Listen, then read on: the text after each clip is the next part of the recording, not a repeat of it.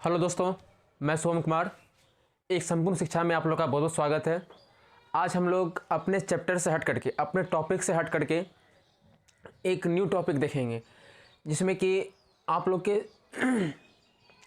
सामान्य ज़िंदगी से भी ये संबंधित है। आज का हमारा जो टॉपिक है फर्स्ट इन्फॉर्मेशन रिपोर्ट। ठीक है, जैसे कि आप फर्स्ट इन्फॉर्मेशन रिपोर्ट यानी कि FIR, ठीक है, फर्स्ट इन्फॉर्मेशन रिपोर्ट। तो इसमें हम लोग क्या देखेंगे कि मान लेते हैं क्या कि आपका एक किसी भी तरह का, आप मान लेते हैं A कोई व्यक्ति है, ठीक, अब B कोई व्यक्ति है, आप दोनों में झगड़ा हुआ, ठीक है, या किसी भी तरह का विवादित घटना हुई, ठीक है, और ये C आपके स्थानीय थाना है, ठीक है। तो B से आपका झगड़ा हुआ और झगड़ा इतना हद तक हो गया क्या कि आप अब रिपोर्ट लिखवाने के लिए तैयार हो गए हैं, ठीक है। तो C जो ये थाना है, इस थाना में आपको रिपोर्ट लिखवाने के लिए जाना है और संयोग से, ठीक है, संयोग से ये आपका ये B का C थानेदार से पहचान है, ठीक है। तो और इसका उतना दबदबा है, तो ये C वाले थाने को, थाना इंचार्ज को B वाला बोल दिया, B ने C को बोल दिया कि A वाले का रिपोर्ट नहीं लिखना है क्योंकि ये मेरे खिलाफ है, ठीक है, इससे हमें परेशानी हो सकती है। तो इस तरह के ऐसा होता नहीं है, रिपोर्ट लिखता ही है, लेकिन कहीं किसी किसी के साथ ये घटना हो सकती है। तो जानकारी तो ज़रूरी है, तो उसी जानकारी को लेकर हम आए हैं और हमारा जो नेक्स्ट जो वीडियो रहेगा, ठीक है, इसी टॉपिक पे। तो जैसे कि कोई कपल्स पार्क जाते हैं, ठीक है, तो किसी भी तरह का पुलिस उसे परेशान करती है, तो उसमें क्या क्या हमारे CRPC IPC में क्या क्या क्या प्रावधान है, तो हम लोग उस प्रावधान को देखेंगे, ठीक है। तो अभी पहले हम लोग इस वीडियो को देखते हैं, नेक्स्ट वीडियो में उसको देखेंगे क्या कि अगर कोई कपल्स पार्क जाती है तो उसके लिए क्या क्या आपका नियम है, ठीक है, और नियम जानना जरूरी है ताकि आपको किसी भी तरह का परेशानी ना हो, ठीक है। तो हम ABC, A आप है, ये B से आपका झगड़ा हुआ है और C थाना है और ये आपका रिपोर्ट लिखने के लिए तैयार नहीं है, तो आप क्या कर सकते हैं, ठीक है। तो अब देखिए, चलिए अब देखिएगा, सबसे पहले हमारे कानून में, भारतीय कानून में दो तरह का नियम चलता है, ठीक है। एक भारतीय दंड संहिता यानी कि इंडियन पेनल कोड यानी कि IPC, ठीक, और एक CRPC है, ठीक है, CRPC है, ठीक, इसे इंडियन पिनल कोड, ठीक, भारतीय दंड संहिता, ठीक, और एक होता है CRPC, कोड ऑफ क्रिमिनल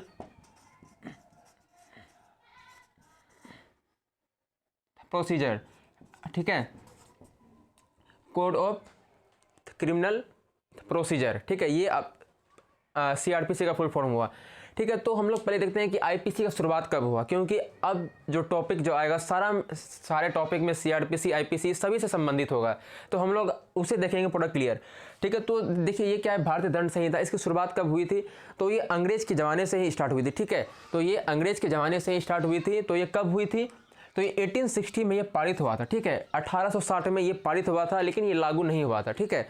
ये पारित हो गया था कि हाँ ये चीज़ अब होना चाहिए, लेकिन ये शुरुआत नहीं हुई थी, ठीक है। तो ये शुरुआत कब हुई, 2 साल के बाद, 1 जनवरी 1862 को इसकी शुरुआत हुई, IPC की शुरुआत हुई 1 जनवरी 1862, ठीक है, 1 जनवरी 1862 को शुरुआत हुई और इससे पहले 1860 को ये पारित हो गया था। अब आते हैं हम लोग CRPC का, ठीक है। CRPC ये पारित कब हुआ था और लागू कब हुआ था, तो CRPC ये हमारे भारत स्वतंत्रता के बाद ये स्टार्ट हुआ था, ठीक है।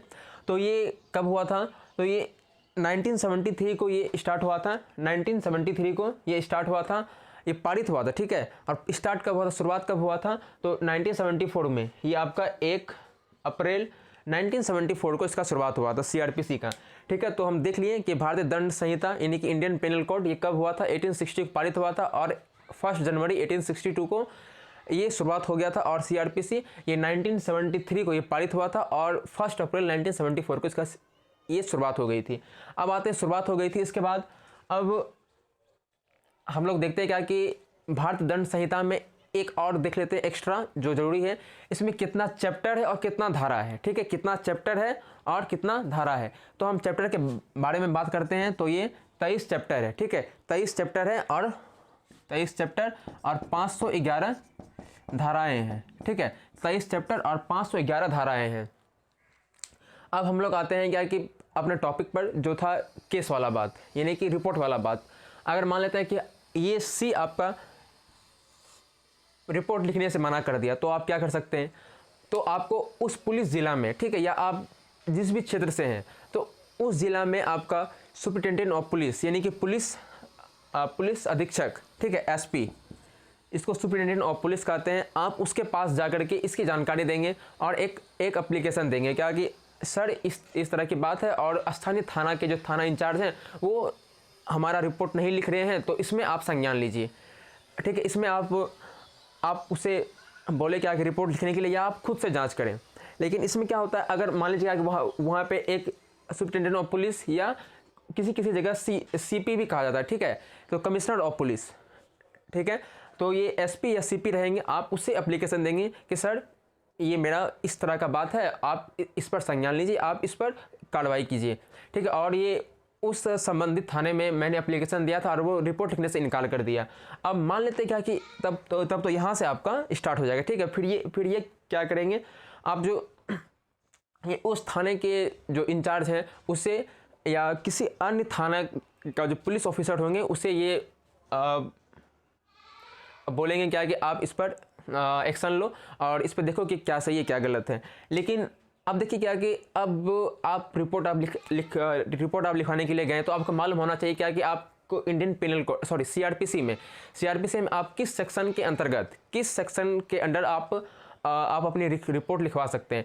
तो सीआरपीसी के सेक्शन 154 और 155, ठीक है, 154 और 155 के अंतर्गत आप अपना एफआईआर लिखवा सकते हैं। 154 और 155 के अंतर्गत आप रिपोर्ट लिखवा सकते हैं, ठीक है। और उसके बाद ये आप रिपोर्ट लिखवा दिए। अब मान लेते हैं क्या कि एक कंडीशन ये भी हो सकता है कि इस बी आदमी का, ठीक है, ये जो बी आदमी है इसका जान पहचान सुपरिटेंडेंट ऑफ पुलिस या कमिश्नर ऑफ पुलिस से भी है और ये भी रिपोर्ट ना लिखें, ये भी आपके बात को अनसुना करे, तो आप क्या करेंगे, तब तो आप और फंस गए। तो अब आपको क्या करना है कि इसके बाद अब आप ये एप्लीकेशन आप हर ज़िले में एक जुडिशियल मजिस्ट्रेट होता है, ठीक है, जुडिशियल मजिस्ट्रेट जिसे कि JMFC कहते हैं, ठीक है, JMFC यानी कि जुडिशियल मजिस्ट्रेट फर्स्ट क्लास, ठीक है। आप उसके पास जाएंगे, ठीक है, आप उसके पास जाने के बाद ये आपको क्या करना है, फिर सेक्शन 156 सब क्लोज 3 के, ठीक है, सेक्शन 1 सीआरपीसी के सेक्शन, सारा रिपोर्ट सीआरपीसी में होगा, ठीक है। सेक्शन 156 सब क्लोज 3 में ये आप रिपोर्ट आप लिखवाएंगे, ठीक है, JMFC के पास, यानी कि जुडिशियल मजिस्ट्रेट फर्स्ट क्लास के पास, ठीक है। फिर वो इसमें क्या करेंगे, वो इस पर जांच करेंगे, ठीक है।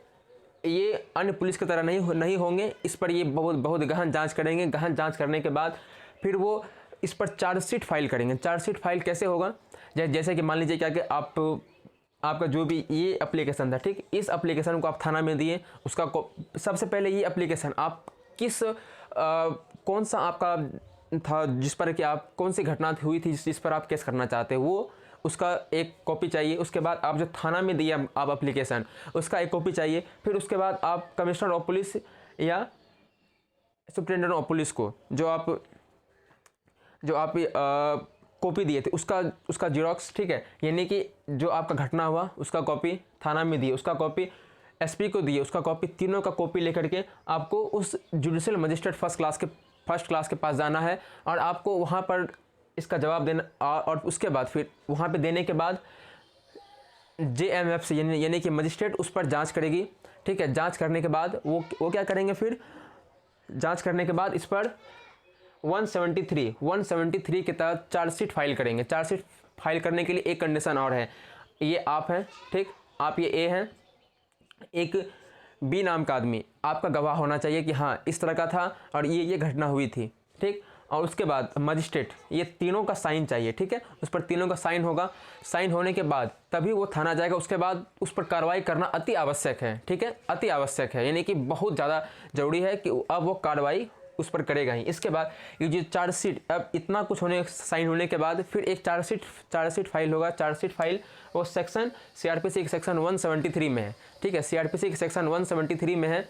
और वो चार्जशीट फाइल होकर के इसके बाद चार्जशीट फाइल होने के बाद तब ये JMFC यानी कि जुडिशियल मजिस्ट्रेट फर्स्ट क्लास फिर उस थाने में देंगे जो कि आपको जांच करना फिर पुलिस का अति आवश्यक है, ठीक है। और इस पर जो भी जांच होगा फिर एकदम बिल्कुल सही और बिल्कुल एक्यूरेट जांच होगी, ठीक है, क्योंकि इसके बाद इस जांच पुलिस जो भी जांच करेगी उसका फिर जांच ये अगर आप संतुष्ट हो गए, ठीक है, नहीं हुए तो आप ये फिर मजिस्ट्रेट भी उसकी जांच करेगी, ठीक है। और मजिस्ट्रेट सब इस पर गहन जांच बैठाने के बाद ही चार्जशीट फाइल करेगी सेक्शन CRPC के सेक्शन 173 के अंडर, ठीक है।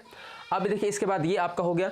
अब मान लेते क्या कि ये मजिस्ट्रेट अगर आप चाहते हैं क्या कि नहीं अगला जिला का मजिस्ट्रेट मेरे संबंधी है तो आप वहाँ से भी कर सकते हैं, लेकिन आप डायरेक्ट आप किसी अब दूसरे डिस्ट्रिक्ट के मजिस्ट्रेट के पास जाएंगे तो वो इस चीज़ के लिए बाध्य नहीं होंगे कि हाँ हम जांच करेंगे। वो आपको घुमा सकता है, वो आपको डायरेक्ट बोलेंगे कि आप अपने डिस्ट्रिक्ट के मजिस्ट्रेट से आप इसका जाँच करवाइए, ठीक है। तो इस तरह का है। मैं आपको अब लास्ट में 1 मिनट में सारा मैं आपको कंप्लीट करता हूँ। देखिए आप राम मोहन सोहन जो भी हैं, ठीक, आपका ए आप व्यक्ति आपका B से झगड़ा हुआ है, C थाना है, आप इसका रिपोर्ट थाना में गए लिखवाने के लिए, ठीक है, ये रिपोर्ट लिखने से मना कर दिया। फिर आप SP या CP के पास आप जाएंगे, ठीक है, SP या CP के पास जाएंगे, ये भी रिपोर्ट लिखने से मना कर दिया। अगर ये मना नहीं किया तो ये अन्य पुलिस अधिकारी को ये निर्देश देंगे कि आप इस पर जांच करें, ठीक है। और फिर अगर ये भी अगर जांच अगर नहीं करते हैं तो इसमें ये क्या करेंगे, फिर आप JMFC के पास आप जाएंगे। फिर JMFC इस पर बहुत गहन जांच करके फिर उस पर क्या करेंगे कि चार्जशीट फाइल करेंगे सेक्शन 173 के तहत, ठीक है। आप जो JMFC के पास जाएंगे तो वो सेक्शन 156 सब क्लोज 3 के अंतर्गत है, ठीक है। उसके बाद इस पर गहन जांच होगी, फिर तीनों का साइन होगा आपका और एक गवाह का साइन होगा, फिर एक मजिस्ट्रेट का साइन होगा। उसके बाद ये चार्जशीट फाइल होकर के इस पर गहन जांच होगी। फिर गहन जांच होने के बाद जो भी दोषी पाया जाएगा उसे सख्त से सख्त सज़ा दी जाएगी, ठीक है। अब बाकी आपको ये वीडियो कैसा लगा आप लोग कमेंट्स में ज़रूर बताएं। और नेक्स्ट जो टॉपिक रहेगा वो कपल्स वाला, तो आप लोग वो भी वीडियो ज़रूर देखें। वीडियो अच्छा लगा हो तो प्लीज़ लाइक और सब्सक्राइब जरूर कीजिएगा। धन्यवाद।